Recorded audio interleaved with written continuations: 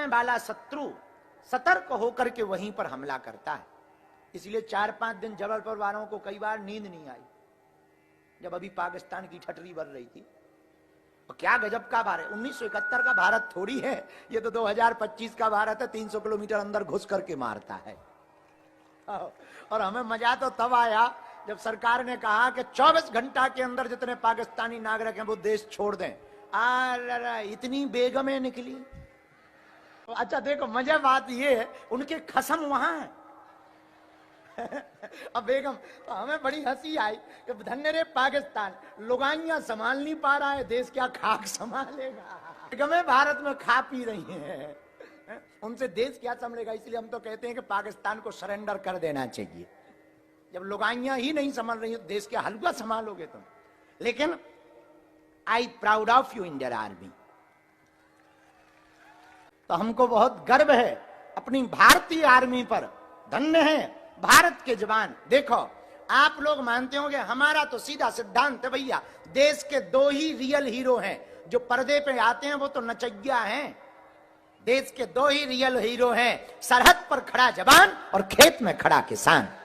तो हमको बहुत गर्व है, भारत की आर्मी पर गर्व है। धन्य है, उन्होंने प्राणों की बाजी लगा करके। और जो घटना हुई पहलगांव की, निश्चित रूप से निंदनीय हुई, घोर निंदनीय हुई। उन्होंने धर्म पूछ करके मारा है। हिंदुओं, अगर तुम जगोगे नहीं तो वो तुम्हारे घर में घुसकर मारेंगे, तुम्हें चुन चुन करके मारेंगे, तुम्हें बीन बीन करके मारेंगे। क्यों? क्योंकि तुम हिंदू नहीं हो। तुम्हें बड़ा बुरा लगा होगा, मन में सोच रहे होगे गुरुजी ऐसा क्यों कह रहे। तुम हिंदू इसलिए नहीं हो, या तो तुम ब्राह्मण हो, या तो तुम क्षत्रिय हो, या तो तुम वैश्य हो, या तुम सेवक हो। जिस दिन क्षेत्रवाद, भाषावाद और जातिवाद से ऊपर उठकर तुम गर्व से कहने लगोगे हम कट्टर हिंदू हैं, उसी दिन गठरी भी बंधेगी। और हमें पक्का भरोसा है एक दिन पाकिस्तान, चूंकि अपना बेटा है, मतलब भारत का, हाँ, अपना मतलब तो हमारा मत समझ जाना ऐसा कोई सिस्टम तुम लोग ना तुरंत ही गलत लेते हो। हमारी बात का अर्थ का अनर्थ कर दे।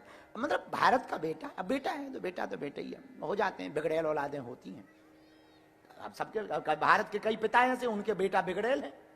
अब क्या करें, मर्डर थोड़ी करते बनता है। बिगड़ेल औलादों को तो जूता दे, लाते दे गुस्सा, सुधारते रहते हैं बीच बीच में। हर बार वो गलती करता है, हर बार दे चटाक न कटा ठटरी के भरे। तो वर्तमान में भारत ने यही किया है, बिगड़ेल औलाद है पाकिस्तान। तो जो भी किया बहुत अच्छा किया।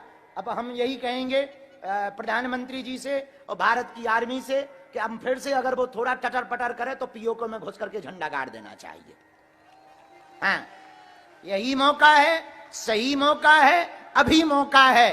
क्योंकि अभी उगता हुआ भारत है, बढ़ता हुआ भारत है, 2025 का भारत है। ये वो भारत है घर में घुस करके मारता है, 9 जगह एक साथ हमले करता है। ऐसे बम गोला बारूद फेंकत के पाकिस्तानी बेचारे सांस नहीं ले पाए। जब तक घोषणा नहीं हो गई है चैन से सोए नहीं है, दिमाग खराब हो गए उनके। हाँ, दिमाग खराब। इसलिए हमको भारतीय आर्मी पर बहुत गर्व है। और जबलपुर में तो और अलर्ट रहा। हमारा तो कार्यक्रम था, तो हमने सोचा कि अब अपोलो का हॉस्पिटल का वो है उद्घाटन, कहीं ऐसा ना हो पाकिस्तान की लड़ाई छिड़ जाए। जिस दिन हम पहुंचे उसी दिन पाकिस्तान। ये जबलपुर वालों के भी दिमाग में रहा जब रेड अलर्ट किया गया। लेकिन ऐसा कुछ नहीं है, बहुत दूर रहते हैं, अपन मध्य में हैं। पाकिस्तान की इतनी औकात नहीं है, क्योंकि चाइना, हम लोग चाइना के चार्जर पे भरोसा नहीं करते, वो मिसाइलों पे कर लेते हैं। पता तो जब चाइना के नहीं लेते हैं कि पता लगता है कि जैसे ना पट हो जाना है उनको। तो बताओ, वो मिसाइलें चाइना की ले लेते हैं, इन्हें शर्म नहीं आती अपने मन से। इसलिए तो एक हमें वीडियो देखा है, सही गलत भगवान जाने, हमें नहीं है ज्ञान उसमें। हमें तो वीडियो दिखाया गया, ओ मिसाइल उड़ी फुस और बगल ही में गिर गई। बोले कौन, किसके बगल में? बोले पाकिस्तानी चच्ची के बगल में गिर गई है। और गली ही नहीं है। आओ, बाद में पता लगा कि वो चाइना मॉडल था। तो पाकिस्तान बिगड़ेल औलाद है।